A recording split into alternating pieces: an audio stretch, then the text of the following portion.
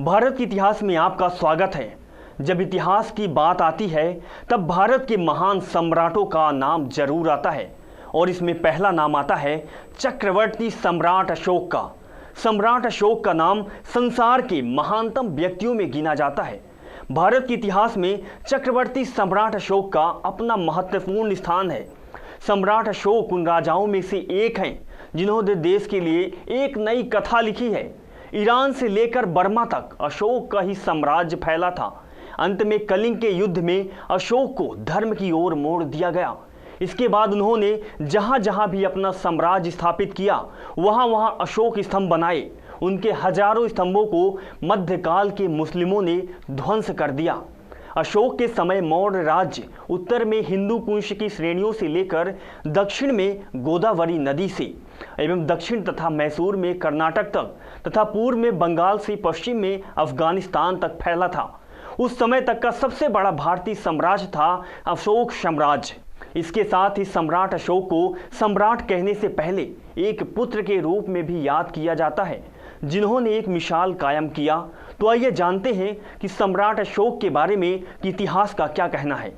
आदर्शवादी तथा बहुमुखी प्रतिभा संपन्न मानव सभ्यता का अग्रदूत तथा प्राचीन भारतीय इतिहास का सितारा सम्राट अशोक एक महान सम्राट के रूप में जाने जाते हैं। सभी इतिहासकारों की दृष्टि से अशोक का शासनकाल स्वर्मित काल कहलाता है। अशोक बिंदुसार का पुत्र था। बौद्ध ग्रंथ दीपवंश में बिंदुसार की 16 पत्नियों एवं 101 पुत्रों का जिक्र किया गया है। अशोक की माता का नाम शुभदाग्री था। चक्रवर्ती अशोक सम्राट एक ऐसे बालक की कहानी है जिसने प्रण लिया था कि वह अपनी मां को उसका सम्मान दिलाकर रहेगा।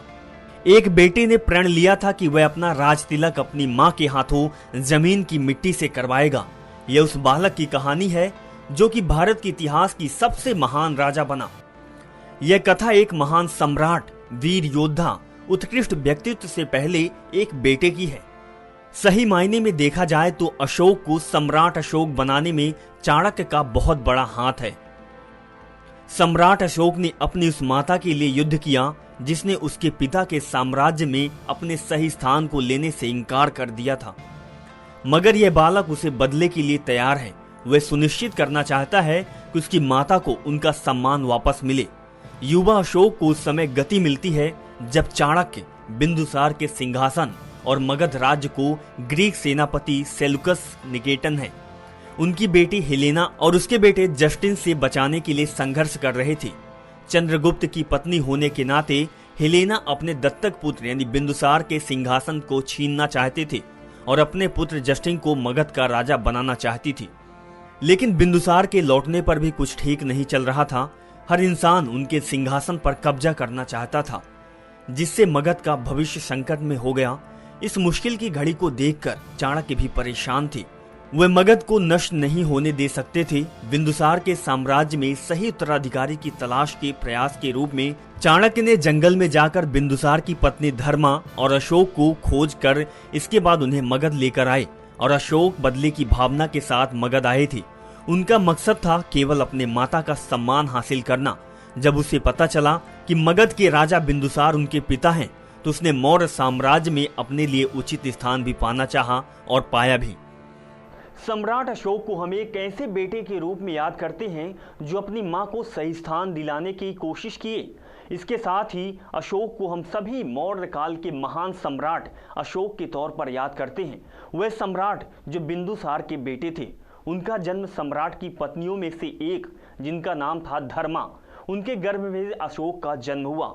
यह माना जाता है कि भगवान बुद्ध ने सम्राट अशोक के जन्म से पहले, बहुत पहले ही उनको ये भविष्यवाणी कर दी थी कि पाटलिपुत्र में से एक ऐसा राजा होगा जो 4 में से एक महाद्वीप पर शासन करेगा और जम्बू द्वीप में मेरे प्रवचनों को प्रचलित भी करेगा। पूरी दुनिया में बौद्ध धर्म का प्रचार प्रसार करेगा। सम्राट अशोक ने ऐसा ही किया जैसी भविष्यवाणी हुई थी। भगवान बुद्ध ने जैसा कहा था। अब जानते हैं कि सम्राट अशोक की वीरता के बारे में कि कैसे अशोक महान सम्राट बने और कैसे सम्राट अशोक धर्म अशोक बने। देखिए हमारी खास रिपोर्ट। अशोक शब्द का अर्थ होता है सोकर रहित, जो हर तरह के शोक से मुक्त हो, जिसके पास शोक की जगह ना हो। साथ ही अशोक को देवना फ्री भी कहा जाता था। जिसका अर्थ होता है भगवान का प्रिय। इसके अलावा उन्हें प्रियदर्शी के तौर पर भी जाना जाता है, जिसका मतलब होता है हर एक को बराबरी से पसंद करने वाला। सम्राट अशोक को भारत के इतिहास के साथ साथ दुनिया भर में 2 वजहों से जाना जाता है। पहला वजह है कलिंग युद्ध और दूसरा भारत और दुनिया में बौद्ध धर्म के प्रचार प्रसार के लिए। उन्होंने भारत पर 273 ईसा पूर्व से 232 ईसा पूर्व तक राज किया। उन्होंने भारत, दक्षिण एशिया के बड़े हिस्सों के साथ पर्शिया पर भी एक छत्र राज किया। शुरुआती दिनों में अशोक बेहद क्रूर थे। यह भी माना जाता है कि सिंहासन हासिल करने के लिए उन्होंने अपने सौतेले भाइयों की हत्या भी की थी। इसी का परिणाम है उन्हें चंड अशोक के नाम से भी कहा जाता है, जिसका अर्थ होता है क्रूर अशोक। साथ ही यह भी बताया जाता है कि उन्होंने अपने पड़ोसी राज्यों में अतिक्रमण करने का कोई मौका नहीं गंवाया। लेकिन कलिंग युद्ध और उसमें मिली जीत को सम्राट अशोक की आखिरी जीत माना जाता है, क्योंकि इसके बाद अशोक पूर्ण रूप से बदल गए थे। कलिंग युद्ध के बारे में यह माना जाता है कि दोनों पक्षों में 1 लाख से भी ज्यादा लोग मारे गए थे। कई लोग बेघर हो गए थे, कई लोगों की जान भी गई थी। इस बर्बादी का दृश्य देखने के बाद अशोक ने चिल्लाकर कहा था, ये मैंने क्या कर दिया। इससे ही उनकी नीति में बदलाव आया। उन्होंने अपने राज्य की बेहतरी के लिए प्रयास किए और इसके लिए उन्होंने बौद्ध धर्म को अपनाया। उन्होंने बौद्ध धर्म को न केवल भारत में बल्कि विदेशों में भी फैलाया। इसके लिए उन्होंने बुद्ध के जीवन से जुड़ी जगहों पर कई स्तूपों का निर्माण भी किया। इसकी बदौलत उन्हें धर्म अशोक की पदवी भी मिली, जिसका मतलब होता है पावन या पवित्र अशोक। उन्होंने बेटे महेंद्र और बेटी मंगमित्रा को सिलोन भेजा ताकि वहां बौद्ध धर्म का प्रचार प्रसार हो सके। अशोक ने बौद्ध धर्म के अनुयायियों के लिए हजारों स्तूप और विहार बनवाए। अशोक ने सारनाथ में अशोक स्तंभ बनवाया, जो बहुत ही लोकप्रिय स्तूप है। वह आज भी सारनाथ का अशोक एक प्राचीनतम और सुंदर इतिहास का गवाह बनता है और यह भारत का राष्ट्रीय चिन्ह भी है। सम्राट अशोक ने करीब 30 साल तक शासन किया और उनका निधन 232 ईसा पूर्व में हुआ। उन्हें भारत में आज भी बौद्ध धर्म की सेवा के लिए जाना जाता है। कुछ जानकार और इतिहासकार अशोक के बारे में लिखा था कि दुनिया के इतिहास में कई राजा, महाराजा और सम्राट हुए। उन्होंने खुद को जनता का शासक, उनका अधिनायक तक कहा। कहते रहे वे कुछ समय के लिए चमके और फिर गायब हो गए, लेकिन अशोक की चमक आज भी फीकी नहीं पड़ी। वे आज भी एक सितारे की तरह चमकदार बने हुए हैं और आज भी उनका इतिहास में नाम है। और जब जब इतिहास में सम्राटों का नाम आएगा तो सम्राट अशोक का नाम जरूर आएगा।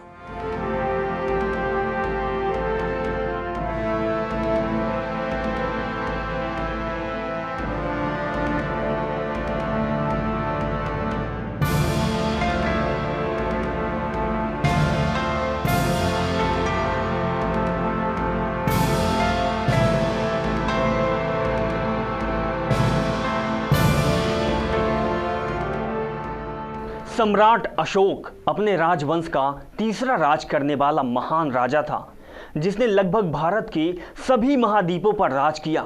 विश्व के ऐसे देशों में भगवान बुद्ध के विचारों को लोगों तक पहुंचाने का कार्य भी किया, जो कि बौद्ध धर्म को बढ़ावा मिला और बौद्ध धर्म को बढ़ाने के लिए जोर शोर से प्रचार किया।